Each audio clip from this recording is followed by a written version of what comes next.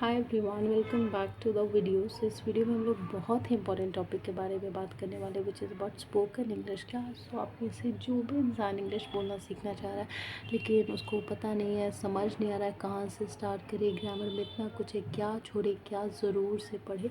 सो उसी के लिए मैंने एक मेथड खोजा है। बहुत सोचा मैंने कि कैसा तरीका अपनाया जाए कि लोगों को सबसे बड़ी प्रॉब्लम तो ये आती है कि यार हमारे साथ कोई बोलने वाला नहीं है, और अगर है भी तो हमें शर्म आती है, कुछ वर्ड्स गलत प्रोनाउंस ना हो जाए या फिर मजाक ना उड़ाते लोग। तो इन सब चीज़ों से बचने के लिए मैंने एक मेथड ढूंढा है जिसको मैं कहती हूँ कॉन्वर्सेशन इंग्लिश प्रैक्टिस। कॉन्वर्सेशन का मतलब होता है बातचीत करना।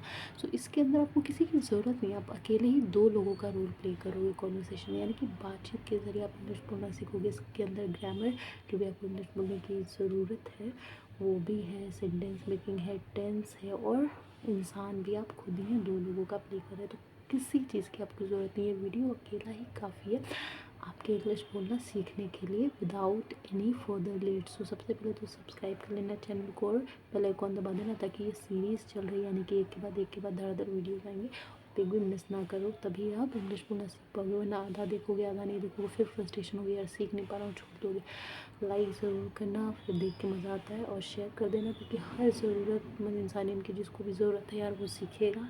और इसके अलावा हमें सेल्फिश नहीं बनना चाहिए, सबकी हेल्प करनी चाहिए। और इसके अलावा कमेंट ज़रूर करके बताना कि कैसा लगा मेरा मेथड कॉन्वर्सेशन इंग्लिश प्रैक्टिस। आज तक मुझे नहीं लगता है किसी ने इस तरीके से पढ़ाया होगा। सो बहुत ज़्यादा सोचने के बाद भी मैंने ढूंढा। तो चलो अब स्टार्ट करते हैं conversation English practice.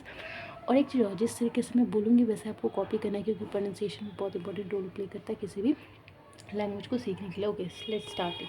Hello, hi, hello, hi, hello, hello, hi, anything. Ramzan मुबारक। सो ये बेसिकली रमज़ान के ऊपर बेस्ड है। सो जो भी है, कोई भी फेस्टिवल आएगा तो आप इस तरीके से, ये आप हर फेस्टिवल के लिए यूज़ होगा, लेकिन अभी रिसेंटली रमज़ान गया, ईद आया, सो उसके लिए बनाया गया, ठीक है ना। So let's start. रमज़ान मुबारक। रमज़ान मुबारक to you too. Let's go home. Sure, ज़रूर। You please come my home first, it's near by मस्जिद। पहले आप मेरे घर आइए, ये मस्जिद के पास में ही है मेरा घर, मस्जिद के पास में। Alright, then will go to my home. ठीक है, पहले आपके घर चलते हैं, फिर हम मेरे घर जाएंगे। I really like your family. मुझे आपकी फैमिली बहुत पसंद आई, काफ़ी स्वीट थे, काफ़ी अच्छे से उन्होंने बात किया, काफ़ी अच्छे से मुझे वेलकम किया, स्वागत किया मेरा। दिस इज़ माई हाउस, ये मेरा घर है।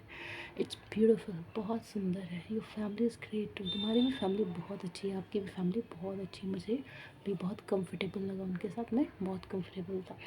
ईद मुबारक वंस अगेन, आपको दोबारा से ईद मुबारक हो। सेम हेयर आपको भी। लेट्स मीट सून, ठीक है, जल्दी मिलते हैं, डेफिनेटली, ज़रूर, बाय बाय। सो देख रहे हैं आप कि इसके अंदर कैसे एक अनजान इंसान, यानी कि एक ही रिलीजन को जो फॉलो कर रहे हैं, वो मिलते हैं एक अचानक से, फिर उनके बीच में बात होती है।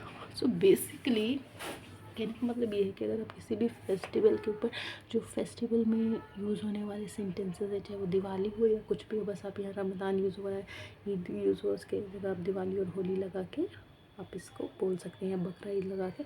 तो ये फेस्टिवल, ये सारे ये सेंटेंसेस हैं आपको फेस्टिवल में या वेडिंग्स में काम आएंगे, क्योंकि सीमित बात बोलनी है आपको, जाहिर सी बात है। और ज़रूर से आप इसको लिखें एक कॉपी में, लिखने के बाद 5 टाइम्स इसको बोलें। उससे क्या होगा, आपकी ज़बान पे ये शब्द बैठने लगेंगे, वोकैबलरी सुधरेगी आपकी, और प्रोनाउंसिएशन सुधरेगी, आप यूज़ टू हो जाएंगे इस लैंग्वेज से, क्योंकि आपके पास बोलने के लिए तो है नहीं। तो इसके थ्रू आप दोनों का काम करेंगे तो बोलने की आदत हो जाएगी, और शर्माना भी कम होगा, डर भी कम लगेगा, कहीं गलत तो नहीं बोल रहे, गलत तो नहीं बोल रहे।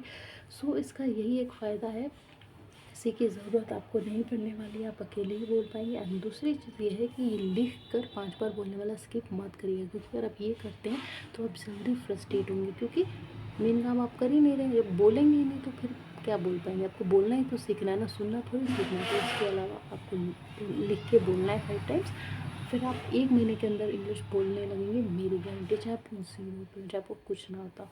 सो सब्सक्राइब ज़रूर कर लेना और शेयर ज़रूर करना। Thank you.